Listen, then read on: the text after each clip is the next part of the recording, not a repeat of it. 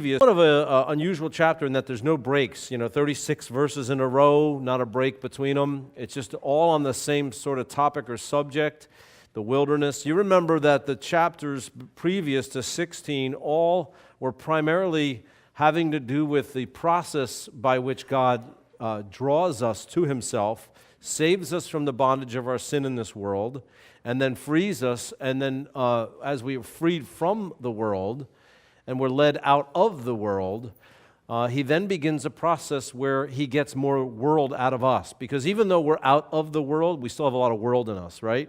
It's all that junk we carry around with us. And there's this constant barrage of temptation that comes, that's worldly in nature. It tries to fill our hearts with desires that are anything but kingdom-oriented. And so God begins a process in our life. We like to call it sanctification. That's a word that most people don't use on a daily basis, so you're unfamiliar with it. But it's a process where your heart and your mind, because that's primarily what God is interested in, is your heart and your mind. It's a process where God takes your heart and your mind and he purifies it and cleanses it from thinking and desires and the love of things that aren't good for us, And the point is, who gets to decide what is good for us or what is right for us? And if we let God be the one to decide those things, He will take that offer from us and say, okay, I'm going to exchange those thoughts, that thinking and those desires. I'm going to put good stuff in your heart and in your mind. And that's what God is doing here as he brings people that he's just freed from Egypt, and he leads them out into the middle of literally nowhere. They call it a wilderness, and we learned they call it a wilderness for a reason, because there's nothing there. Wildness, wilderness, and there's no provision there. You can't go out into the wilderness and sort of, make something out of nothing. You have to wait on God and look for God to provide for you. And so as he leads them out there, he leads them through the Red Sea. He makes a way where there was no way, God's way of doing that, and then he brings them through all this frustration in an effort to allow temptation to show them their weakness and force them to recognize their need to listen to him every single day. And so let's read now. We'll pick it up, I think, in verse 21. We'll read through the end of the chapter, and we'll see what the Lord has to say. Verse 21, so they gathered it every morning. Remember now, he's provided food for them in the form of, the Lord called it bread, and we're going to see the people call it manna, which means, what is it? And so they gathered it every morning, verse 21 says, every man according to his need. Remember, 1 omer now per person. So the men would go out in the morning, and they would gather it every morning, each man according to his need. However many souls lived in their tent, they would gather it. And when the sun became hot, it would melt. So verse 22, it was, on the 6th day, they gathered twice as much, 2 omers instead for each one. And all the rulers of the congregation came and told Moses, and then he said to them, this is what the Lord had said, tomorrow is the Sabbath rest, a holy Sabbath to the Lord. Bake what you will bake today, and boil what you will boil, and lay up for yourselves all that remains to be kept until morning. And so verse 24, they laid it up until morning, and Moses commanded, and it did not stink, nor were there any worms in it.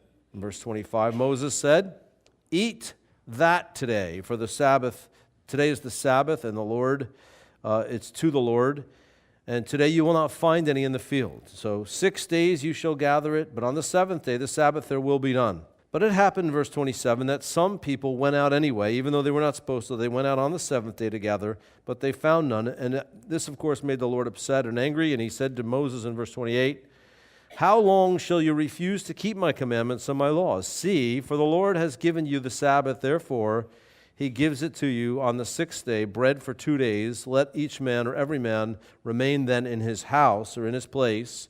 Let no man go out of his place on the 7th day.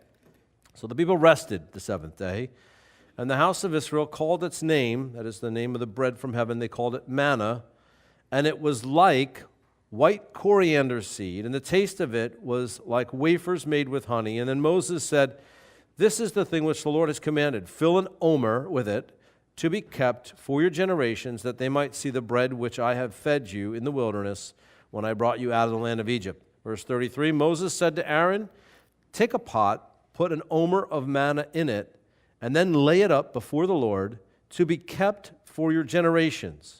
As the Lord commanded Moses, so Aaron laid it up before the testimony to be kept. And the children of Israel ate manna 40 years until they came to an inhabited land.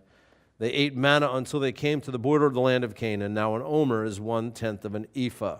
So again, now in this chapter, the Lord is breaking the bondage of worldly thought and worldly desires in His people. And He's begun this process, and He uses the wilderness as a method of breaking people's self-reliance and self-dependence, because how do you show people that they're incapable of truly providing for themselves what they need?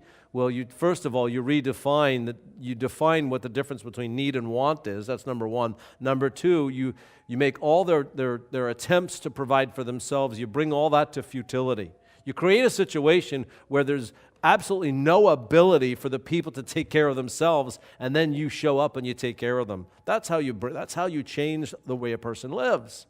And so that's the Lord's method here, and it doesn't change. We get saved, and then, right after we get saved, it's very exciting. There's this new thing in our lives. We've gotten to that place. Man, God, all right, you're it, God, I accept you, and it's all great. And the world, everything looks rosy, right? We got those glasses on. Everything looks bright and new, and we're all excited. And then shortly after that, what happens? Wilderness.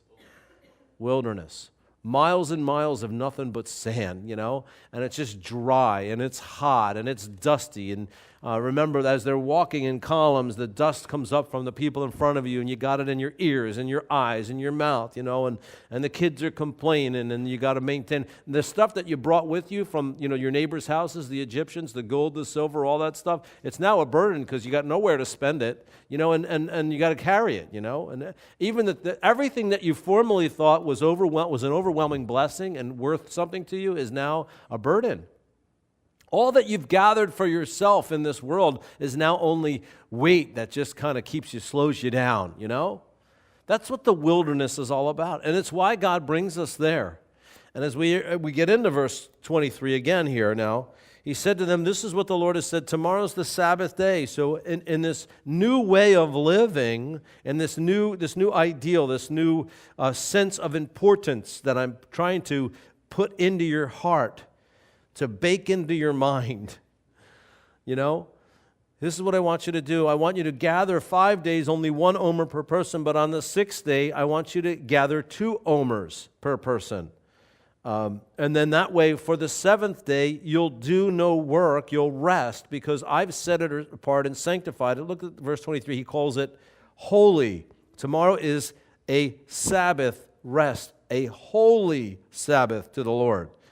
I don't think we consider or take seriously the spiritual meaning, there's a letter of the law, then there's a spirit of the law. We all we comprehend this idea, The letter of the law is 65 miles an hour. But the spirit of the law, as far as I'm concerned, well, be safe, But we all have different ideas of what safety is. But if we understand the intent or the meaning or the purpose behind the law is that everybody would be safe, and that you don't get to decide for yourself what is good or right, because your decision is going to be different from the next guy's decision and the next guy's decision, and we're all going to have different opinions of what's safe. And so we need one person to establish in us what is safe, right? What is right, what is good, what is holy, what is just. So the Lord said, this is the way I want you to live. I want you to now let me be God, you be you. You do you, I'll be me, and everybody be good. I'll get you from point A to point B. There's a promise that awaits us. It's all what we're longing for. We've bought in. We've sold the world and let it go. And now we've embraced all that God has in store for us. And He's the one that gets us there. And we have to have this brainwashing. I love Romans chapter 12, verse 3 for that reason. Do not be conformed to this world, but be transformed by the renewing of your minds, that you might know what is that good, acceptable, and perfect will of Him who sent you, How do you know God's will? Well, you let Him cleanse your mind and heart. How does He do that? He brings you through the wilderness and allows you to be tempted, and tested. And in verse 23, the Lord establishes a principle that you know what? If I don't tell you guys this is what you need to do, you're going to work 7 days because you're all going to try to get ahead. You're all going to try to get. Imagine if God didn't give us this principle or this idea of taking a day off and everybody was just allowed to do whatever they want, other than the people who are just flat out lazy. Everybody else would be working 7 days a week and trying to beat each other to the next dollar, and trying to gather it up and store it all up in our storehouses and provide and make a way for ourselves according to our own vision. That's not the Lord's will for us. What's the Lord's will for us? Take a day, set it aside for him and for your family. A Sabbath day. Now I get it, we're not under the law anymore, and we'll talk about that in a minute, but really the Sabbath under the law was a different thing. For us it's different today, but the spirit of the law still survives. We need to apply this principle of the Sabbath in the same way that the Lord intended for it, not in the way it became like a legalistic thing where, you weren't allowed to push buttons in an elevator. The Jews today, they're not allowed to push buttons in an elevator. They're not allowed to open too many doorknobs. They're not allowed to take so many steps outside their own home, and all those things. That's all man-made stuff. But still, the Lord wants us to take a day of rest. And not like we would think of rest, because when we take a day with our family, all right, nobody's leaving the house today, we're all staying together, right? Could you imagine what would happen? Everybody'd go off to their own little rooms. They'd all have their own remote controls or, iPods or texting with their friends and so on and so forth. I mean, wives, you'd be, in one room watching Lifetime or Real Housewives or something like that. Men, you'd be on the couch sleeping with a remote with golf on or baseball or something like that. I mean, let's face it, that's the reality. But they didn't have any of that, did they? What did they do? They spent time with each other and with the Lord. And I think that this is the will of God for us. It's for us. It's not from us. He doesn't demand it from us. He doesn't say this is what you must do, otherwise forget it, the deal's off. It's not conditional. This is what he wants to give to us. The Lord said, tomorrow's a Sabbath day, holy, set it apart, and therefore today prepare for it on the sixth day. Bake what you will bake, boil what you will boil, take the manna, prepare it, keep it, and all that remains for tomorrow will be for you to eat that day. And so verse 24, they laid it up, and it stayed till morning. And this time, unlike the other days, it didn't stink, and nor were there any worms in it, because this is what God had ordained, or said that the way it should be. And so the Lord preserved it. So Moses said to them, today, the seventh day, the stuff that you collected and prepared yesterday, that eat. For today is the Sabbath to the Lord, and today you will not find any in the field. And in verse 26, 6 days you gather, but on the seventh day it's the Sabbath. There will be none. Now, there are times in our life that we need to lay up, and this is the principle that I see. God tells us when to lay up. He says there's times coming where there'll be none. And those are the times when you turn your focus and your attention on worship. And I think sometimes when there's none, we think that we need to somehow go out and work harder, and that's where striving comes in, where God is saying, you know what, in the day of liberality, when I bestow upon you abundance, you're to prepare, you're to lay that up, but then there's going to be times where there's none, and that's because that's my choice. I've chosen for there to be none, and in those days, that's the Sabbath. I want you to go on a mission trip to New Hampshire. I want you to go on a mission trip to Ireland. I want you to go serve me here. I want you to go serve me there.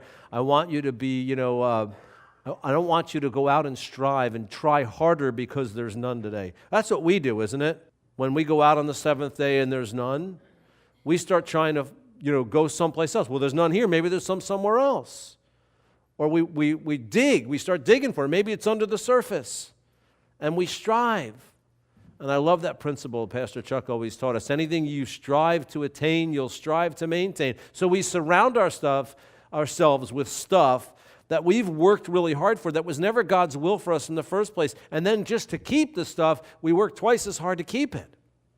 It was never intended for us to have in the first place. And then the stuff becomes God, and it tells us what to do. And there's no time left for God in our lives, I think the Sabbath's important. Not the letter of the law of the Sabbath, especially not what men have defined it to be, but principally speaking, the will of God for you, that you take time aside and you worship Him as a family. Husbands, men of the household, leading your families in worship. Saying that, no, we will not go and do this, we will not go and do that, but this is time that we've set aside for the Lord. It's why we come together as a fellowship and worship together. But some people won't listen. Verse 27, it happened that some went out anyway on the seventh day. I'm going to get ahead. I'm going to get, everybody else, let them stay home and rest. I'm going to go find more in direct disobedience to the Lord. When we lack faith, we fail to trust, and it leads to striving. And the Lord said to Moses, how long do you refuse to keep my commandments and my laws? Now, I understand that some people have to work on Sunday, so again, I don't think that this is about one literal day. I do think, however, that it is about us being obedient and saying, all right, you got to work on Sunday. Well, then you need to replace what normally would be Sunday another day, because the principle survives the necessity. And I think that we have to consider the fact that the will of God is expressed in the law and the commandments of God, and we must embrace it. The Lord says, how long will you refuse to keep my commandments and my laws? Should we, as part of the new covenant, neglect the Old Testament laws and commandments? And I think a lot of people say that, well, I'm under the new covenant, therefore I'm not under the law anymore. And listen, I understand that completely, and I agree with it, but you have to realize that that doesn't mean that the law no longer has meaning. In fact, let's look at some cross-references now and determine the place or the purpose of the law in the lives of a new covenant believer. 1 Timothy, the Apostle Paul, inspiration of the Holy Spirit, obviously, said to Timothy, we have known that the law is good. Now stop there for a second and understand that this is early in the new covenant, but it's a new covenant. Jesus has ascended, he died on the cross, he was buried, he rose from the grave, and now Paul is teaching new covenant theology. He's the one who the Holy Spirit used to lay out all our new covenant theology, almost all of our new covenant theology. You know, and what a blessing. We have all this information. And what does he say? He says the law is good. There's this whole movement in Christianity, antinomianism, I think it's called. I could be having that mixed up or wrong with something else. But the idea behind this belief is that the law is irrelevant now for the Christian, and just ignore it. It doesn't mean anything. And you'll see among these people that there's a complete neglect for Christian principles. And again, it's each man to himself. You know, well, I think 75 miles an hour is safe. Well, I think 105 miles an hour is safe. After all, I got a kind of car that can handle it, you know. And so we all have our own ideas of what's right and wrong. And we neglect the law, or we dismiss the commandments as if they're irrelevant. But Paul says to Timothy, the law is good. However, it's only good if, as the verse continues, you use it lawfully. In the new covenant, there's a way of using the law that's correct or lawful, and there's ways that aren't. Now, the law is bad if you don't use it lawfully. What would an example of that be? It would be like using it as a way of controlling people, right? And we see legalistic ministries that do exactly that. How about Romans 7, verse 12? Let's define what it means to use the law lawfully. How is the law good?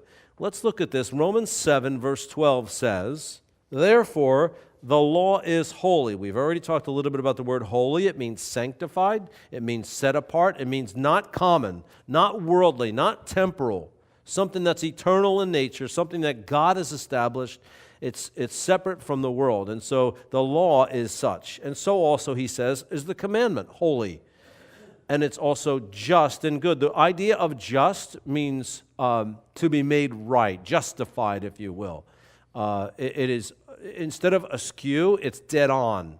It's absolute. It's truth. It brings to bear that which is right. And the law and the commandment is just and therefore good. And so if you use the law to establish right and wrong, truth, absolutism, modernism instead of postmodernism. Modernism is the belief in absolutes, that there's a moral lawgiver, there's someone who establishes right from wrong, and you use the law in order to establish those things in your life. And as a new covenant, as a Christian, the law then is good. It's just, and it's good.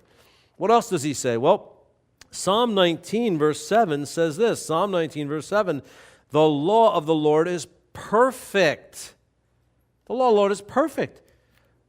How can we neglect something that's perfect? It doesn't stop being perfect. Now, it's not able to save you, but that for which it was intended, it survives as perfect. If you use the law for how it was intended to be used, it's perfect. It's not pretty good. It's absolutely perfect. It's like a surgical instrument in the hand of a master performing a surgery that only this particular surgeon can perform, and he's able to absolutely heal the person because of it. It's perfection. What is something that's perfect in the sense of the law of the Lord in the life of a person? It has the ability to convert the soul.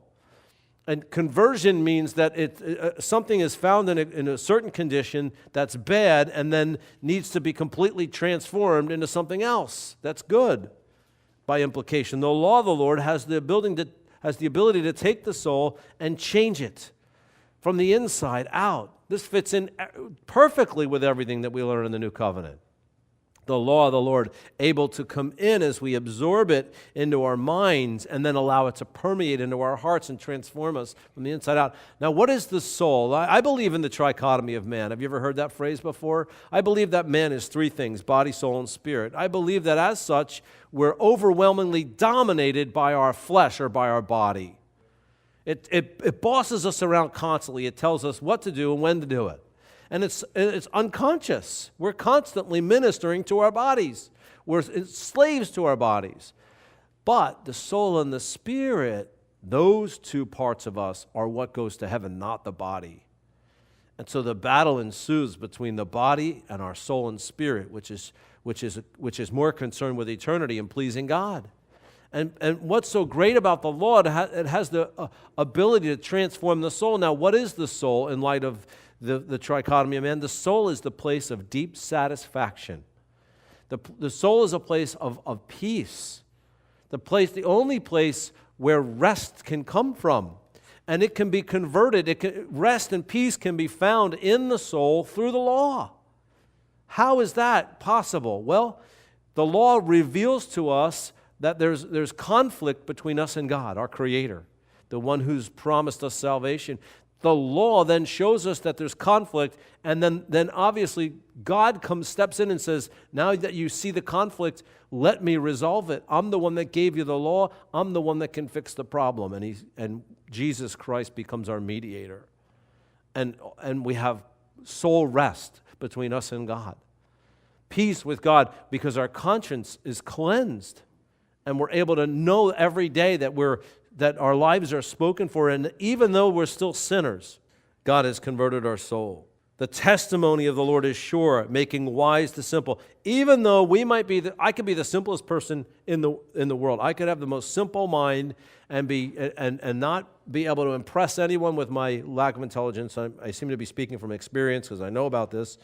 But by simply adopting the law of the Lord and following His ways and adopting that as my lifestyle and saying, if the Lord says it, that's what I'm going to do, the world will look at me and say, that person is wise. Because it's the Lord's thoughts. And listen, the Lord created this world. If anyone's going to be able to teach you how to live in it, it's Him. And people will be so impressed by the way that you live without the attachments to the world, without worshiping the world, without being dominated by your flesh. And they'll be so impressed by this, and you'll just say, I'm just listening to the Lord. In verse 8, he goes on to say, we're still in Psalm 19 here, the statutes of the Lord are right. I love this word right. It has this idea of being perfectly upright. You ever built anything? I know Dan Amedier is building something in his garage. He keeps sending me pictures on, how's this? What do I do? Listen, make sure everything's plumb and level. If it's plumb and level. And this idea of right, it's been said, I've heard it said, there are many angles at which one falls, but only one at which he stands. Perfectly upright. You can stand perfectly upright all day. Try to stand leaning just a little bit, Try to stand there all day. Your muscles will get tired and you'll fall. Many angles at which one falls, but only one in which he stands. And the commandments of the Lord, the statutes of the Lord, they're perfectly upright. It causes our hearts to rejoice. The commandment of the Lord is pure because God's motives in giving them to us are for our benefit, not for His, because He loves us. The commandments of the Lord enlighten the eyes. That is, that we're now able to see in truth what we never could see before because we now see from God's point of view. Verse 9, the fear of the Lord is clean and it endures forever. That is, our hearts and our minds are not weighed down with the filth of selfishness. The judgments of the Lord are true. The path is direct, it's perfect, and righteous altogether. The law, the commandments of the Lord, a powerful thing. The fourth and final reference here, 1 John 5, verse 2 and 3. You know, when somebody brings something to me and they say, you know, check this out, this is awesome. You know, you should do this. You should buy into this. You should believe in this, you know? And I say, listen, I'll buy into it, but only if I can know for sure that it's accurate. I'm not gonna try something that has the potential of really affecting me negatively unless I know it's absolutely perfect and true, you know. But people say you can't know that Christianity. How can you know? God says you can know, man. Look at verse 2, 1 John 5. By this we know that we love the children of God when we love God and keep His commandments. So it's pretty important that we know stuff. We can know that we love the children of God, and we can know that we love God when we love His commandments and keep them. Look at what it says in verse 3. For this is the love of God, that we keep His commandments. How do I want to be in the love of God. I want to know that I am loving God, that I'm in the love of God. How do you know it? Keep His commandments. Keep His commandments. That's a new covenant reality. That's not some Old Testament thinking. We New Testament believers, us in the church, to keep His commandments, not to follow them as a means of earning anything from Him. That's impossible. We know that cancels out grace. The Lord said to Moses, how long will you refuse to keep my commandments and my laws? We're the ones that keep them. We keep them for ourselves, and that's how I'm applying it, yes. But not only that, we keep them for others. And we pass them along, and we teach them to others. We teach them to our children. We instill them in each other's lives. Verse 29, we're back in chapter 16 of Exodus. He says, see, for the Lord has given you the Sabbath, not demanded it of you. He's given it to you. Therefore, He gives you the sixth day, bread enough for 2 days. See, the Lord doesn't give you something without providing for you to have it. Let every man remain then, therefore, in his place. Let no man go out of his place until the seventh day. So the people rested on the seventh day. It's not a burden, it's a gift from God, and He's provided for you to enjoy it. Why would you want to ruin that? God's given it to you. Take advantage of it. Verse 31. So the house of Israel called that provision of bread, God called it bread. They said, oh, it's manna. What does manna mean? Exactly. What is it? We don't know what it is.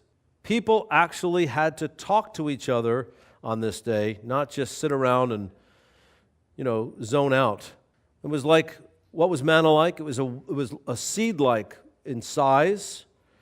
It was white like stone, we learned earlier in the chapter. And what did they say it tasted like? Wafers that were made with honey, unleavened wafers made with honey. Moses said in verse 32, this is the thing which the Lord has commanded, fill an omer with manna. So not only are you going to take on the sixth day, gather an extra omer for each person in your tent, so they'll have two, one for today, one for tomorrow, but also I want you to take one omer and I want you to keep it for generations, that they, the generations to come, might see the bread which I fed you in the wilderness, God says, which I brought you out of the land of Egypt.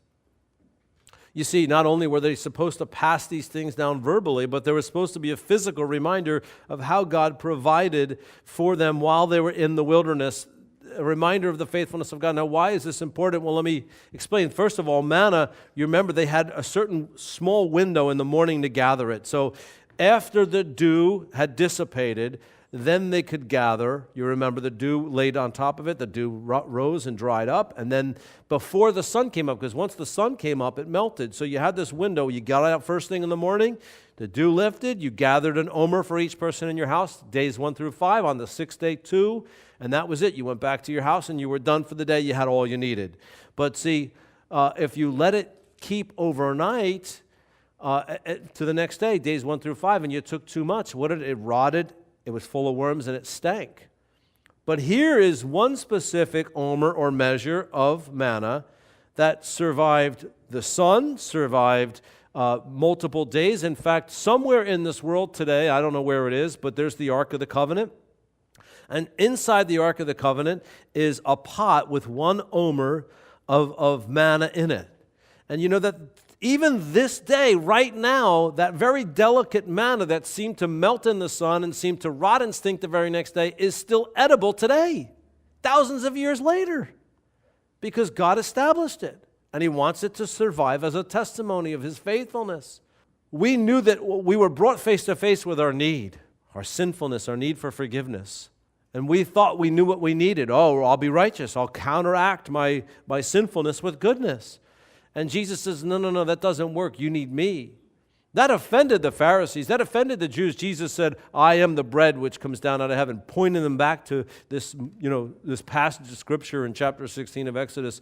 And they said, they got mad at him for that. How could you dare say that you're what we need? How can you be the bread of life? How can you satisfy our hunger? See, manna wasn't what back here in chapter 16, it wasn't what they wanted or thought that they needed, but it was exactly what God knew they needed. The same thing is true of Jesus. He's exactly what we need. He's not what we want necessarily before we're saved, even sometimes after we're saved, but he's exactly what we need. He's the perfect solution to what we need. Jesus is. So I want you to take this provision and put it into the Ark of the Covenant so that it will remain for generations to come, that they might always know. And the same is true of his commandments and his laws. They feed us, they nourish us, they maintain us, they deliver us from Egypt all the way to the promised land so that someday we'll be with him in heaven. This is what the Lord commanded. Fill an omer with it as a memorial to generations, that they might see the bread which I fed you in the wilderness when I brought you out of the land of Egypt. And Moses said to Aaron, so take a pot, put an omer of manna in it, and lay it up before the Lord to be kept for generations to come. So as the Lord had commanded Moses, so Aaron laid it up before the testimony to be kept. Now Hebrews chapter 9, we'll look at that, verses 1 through 5, talk about the Ark of the Covenant and what was in it. It says here in chapter 9 of Hebrews, verse 1, then indeed the first covenant, comparing the old covenant to the new, the old covenant had ordinances of divine service. These were intended to maintain a relationship with God while you were wandering in the wilderness, to maintaining of a relationship under the old covenant, divine services in an earthly sanctuary. So what we had there was this tabernacle, right? As they dwelt in the wilderness, they'd have to move it from place to place. They set it up. It had a perimeter, 7-foot-high walls of fabric on posts with sockets at the bottom, 270-something pound sterling silver, like solid silver posts or bases that they put the posts in, and then they put up these curtains, and then right there inside of there was the sanctuary, actually the tent, the tabernacle itself, and that was 45 feet long by 15 feet high and 15 feet wide, overlaid with badger skins and fabric and layers and layers and layers. And you walk through the first curtain, and the first room is called the sanctuary. This is what Hebrews is talking about in chapter 9 there. It was 30 feet long by 15 feet by 15 feet. This is what it says. The tabernacle was prepared, the first part, in which was the lampstand and the table with the showbread on it. They called that the sanctuary. But that wasn't it. There was another part that continued behind that called the holiest of all, the Holy of Holies. And behind the second veil, the part of the tabernacle which is called the holiest of all. This is the very place where the Spirit of God dwelt. You remember the description, as it were. You'll see it later on in Exodus, but the pillar of fire by night rested above the tabernacle, and the pillar or the cloud of smoke during the day rested above the tabernacle, and it sat right above the Holy of Holies. And the Holy of Holies was beyond the second veil, and it was 15 feet by 15 feet by 15 feet, a cube shape, where the Spirit of God dwelt. And in it was the golden censer, it was the golden censer and the Ark of the Covenant, which had been overlaid on all sides with gold. And inside the Ark of the Covenant was the golden pot that had the manna, Aaron's rod that budded, and the tablets of the covenant. And there on top of the lid of the Ark of the Covenant were two golden cherubim, the picture of angels overshadowing the mercy seat of itself. And these things, the writer of Hebrews says we cannot today speak in detail. Why? Because no one knows where it is even then. Under the mountain there in Mount Zion there, somewhere deep in the catacombs below the Dome of the Rock Mosque. We don't know where it is. Some say it's in Ethiopia, in a church there, guarded by some people. I hope that's where it is, but I do believe that in the last days, it's going to be brought as a gift to Israel to reestablish worship. And what will they do? They'll talk about the things that are inside of it. Perhaps even they'll be allowed by the Lord to take the lid off and look at the manna and say this was the faithfulness of God to provide for his people. Look at verse 35 now, back in Exodus chapter 16. Manna was their reality. It was God's loving expression of providing for their needs. And they ate it, it says, verse 35, for 40 years. And as I said last week, next time your wife gives you leftovers, remember that the people in Egypt, or the people in Israel, ate manna for 40 years. The same thing for 40 years. What if your wife gave you the same thing day after day for 40 years? How long? It was until they came to the inhabited land. They ate manna until they came to the border of the land of Canaan. If we consider that our lives on earth, as we have already been thinking about, they parallels the wilderness wandering of Israel, and we see that God has a purpose and a will for Israel in their wandering, in their wilderness. And what does he do? He provides for them a steady diet of the same thing over and over and over again. Then there must be some truth in that for us. And I believe that the law of the Lord, the commandments of the Lord, the way of living, of testing and purification that the Lord gives us through the law and through the commandments will deliver us through the wilderness and someday to our promised land of heaven. John chapter 4. Consider this in John chapter 4. You could turn there if you like. Begin in verse 31 with me about this metaphor of living with a different way of life and a different food that we eat than what the world eats. The disciples said to Jesus, "Rabbi, come and eat with us." But verse 32, he said to them, "I have food to eat of which you do not know." Now they're scratching their heads. They've got food and they're going to feed Jesus. But Jesus says, no, I've got my own food. And verse 33, the disciples pondered and said to one another, "Has anyone snuck some food in to Jesus that we didn't know about? Where did he get the food?"